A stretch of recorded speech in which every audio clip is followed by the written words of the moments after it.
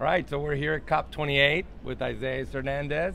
We met not too long ago, an environmental educator. You may have seen him on Instagram at Queer Brown Vegan. What are you finding at COP?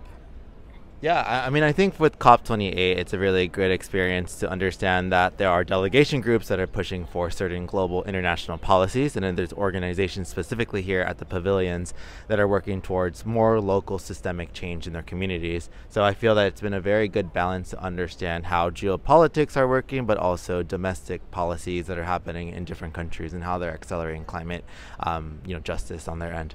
Right, and you're coming from Los Angeles, so far away.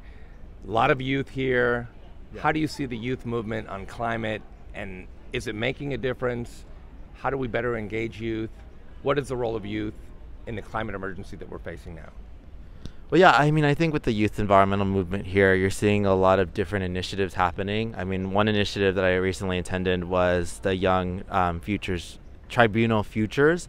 It's a youth, not really youth-led, but an intergenerational-led organization that is focusing on future generation rights for a lot of young people. And that is something that is very interesting for me, because I think what is being implemented is that they're trying to implement legal mechanisms and policies and practices and frameworks so communities are able to start to protect their communities 100 years from now. And I think that's something where I feel that there's different angles in which people are tackling climate, especially in the youth movement. That's one of the things that through environmental law, it's super important. Fantastic. And what are you hoping to get out of COP? What is the next step, and what do you walk away from COP feeling?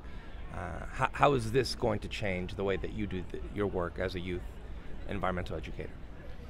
Yeah, I mean, I think this conference really serves that there's different groups that are doing different works here. I think as a communicator in my work, I really feel that there's different industries to focus on, whether you're doing energy, food, finance, fashion, technology. That there's so many different industries that are here right now, and I think it makes me feel more confident enough to say that even though I may not interact with many of these industries sometimes, that doesn't mean that the work isn't being done. So I think what we should take away from this conference is the actionable steps and the connections with those organizations like you all at CAC of what you're all doing to actually really accelerate that discourse and to provide the solutions and to take those solutions into our communities, because it is a very highly complex space here. And I think as a communicator, my role is to make that accessible and to understand that the general audience outside of climate doesn't really care about climate change. They acknowledge it, but they need it to be accessible to them so they have initiative to take stance on. Thank you so much, Isaias. So if you could summarize in one word what you feel about climate change, what would that word be? Yeah, I would say disruptive, because it's a very chaos system that is built on a multi-layered issue, and it's something that is complex like a puzzle, but easy to solve. So disruption is a fantastic word, especially for our youth movement. We really need to change up the way that we do things. The way we've done them so far has led us to this climate collapse. So disruption is exactly the right word. Thank you so much for being with us today. Hope you have a good COP, and we will certainly be in touch. Yeah, thank you. Thank you.